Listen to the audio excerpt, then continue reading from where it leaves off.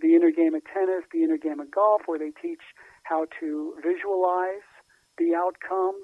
And people, there's definitely people that we all know that are extremely successful. You've got Oprah, you've got Chuck Norris, you've got Sylvester Stallone, Arnold Schwarzenegger, Will Smith. I mean, I quote some of these people in the book. They talk openly about their understanding of what they call the law of attraction. Arnold Schwarzenegger is and always has been a big visualizer and attributes his winning the competitions, the bodybuilding, and then going into the acting, and basically all of his success to that. So a lot of people in the know and who are very successful know this stuff and also openly share it. Uh-huh. Now there are some people say to me, well, yeah, but what about all these other people? They're millionaires, they're billionaires even, and if you ask them, they'll tell you they don't know anything about mind power. They don't believe in the law of attraction. You look at all the money they're making and, that they're attracting to themselves. And it's really when you look at the person and the situation, and then you look at, for instance, the table of contents of my book here, you can see how they're actually doing everything, even though they don't know it's mind power, even though they just think it's their own hard work. For instance, chapter 1 is on desire. These people who have huge amounts of money and stuff, they have a huge desire. They work night and day towards it. Chapter 2, belief. They believe that they can attract the money. Chapter 3, expectancy. They come to expect to have a lot of money. Money mindset. They have good money mindsets. Money goals, a lot of them tend to set specific goals, and I could go right down the list of all 20 chapters, and we can see how, perhaps inadvertently, that these very rich, powerful, famous people, whether or not they know it, and again, some do, and talk about it openly, but even those who don't, you can look at this table of contents and look at their life and see that they're doing it all. So you don't have to really know about it or understand it, but you have to be doing it. The problem is, for the average person, they're not doing it. The average person is using mind power against themselves. They're thinking very limited and lack consciousness. And negative. And so, exactly. And so that's what they have. Their lives are much less than they could be and that they would hope for them to be if they could have them that way. But the great power is when they learn that it is actually mind power and that it is their subconscious beliefs and their expectancy and all of this. There are laws of the universe that are easy to understand. There are metaphysical techniques to help us interface with the universe in a way that helps to attract more of what we want, less of what we don't want. Uh-huh. When people, the average person learns that, and they learn the techniques, and then they apply them, it's like night and day. Their lives completely turn around. Well, I had a relative, or some relatives, and I'm going back to like the late 50s. He worked for Boeing Aircraft, and he was a machinist, and he wanted to become wealthy. And, actually my aunt wanted to become wealthy too. So he put, he worked every single overtime hour he could, have and get. And then he started investing in property. And then after he started making some money, he seemed to attract other people that had the same, mindset. And the next thing I know, he was buying houses, he was buying apartment complexes, he was buying restaurants. And, before they passed on, they were very, very well-to-do. And it seemed like no matter what they did, every deal they made was just, wow, it was shocking. And the people that they knew were actually some famous people that, thought the same way they did. So I don't know if that's using mind power or just luck or what, but they seem to... No, it's not luck, but it's exactly what you just said. That's mind power in action. They might not have known it or been able to articulate it or even doing it consciously, but we can see that all the elements are there. They were applying mind power. Well, I know if a person is depressed, they're going to, how can I say it? If a person's depressed and doesn't have much money, they're not going to attract anybody. They're not going to attract money. They're not going to attract anything. They're just going to get more poor. Right. Yeah. That's what they affirm. And if you listen to people listen to people, how they talk, and they either talk abundantly and hopefully and optimistically, or they talk, when it comes to money, or negatively and lack, and everything's rough and the economy's tough and it's who you know, and the big guy's got all the cards, the little guy can't get a break. These are all, they become self-fulfilling prophecies, really. And people say, well, I talk that way because it's true. And that's true. I mean, they are talking that way because they perceive that as being true. But a knowledgeable, mind power practitioner or metaphysician will say, yeah, but it's also true because you're talking that way. Yeah. So it's like the chicken or the egg.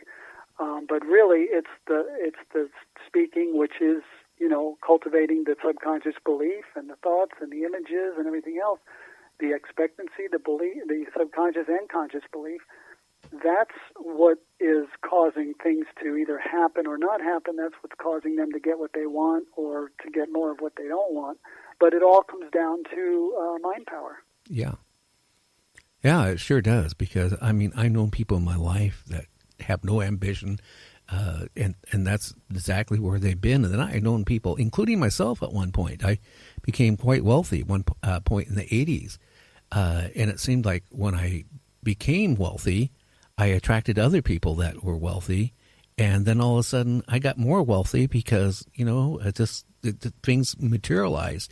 And I think also I wasn't scared to make, the decision to try something.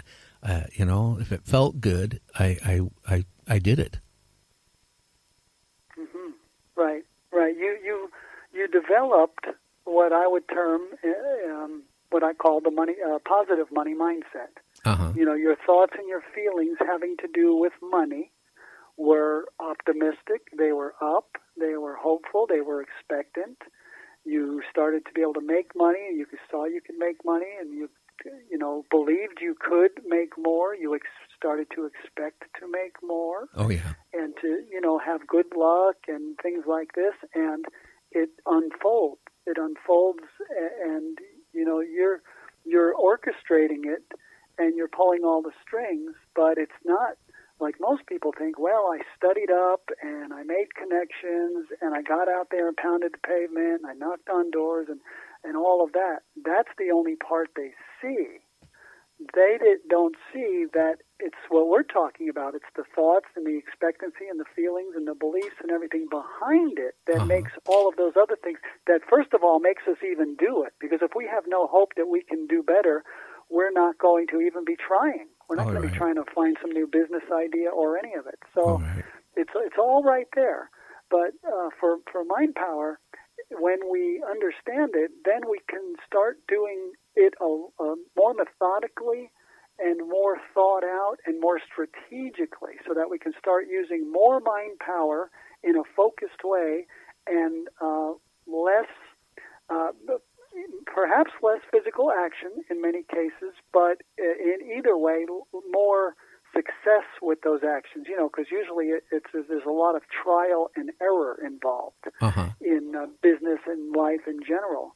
And I have a chapter in the book on intuition. When you start using your mind power properly and you start programming into the subconscious mind and the universe what it is you want, then at some point your subconscious mind and universe starts showing you how, your part. Because like we talked about, other people will do things that will help you, even if you don't even know they're doing it.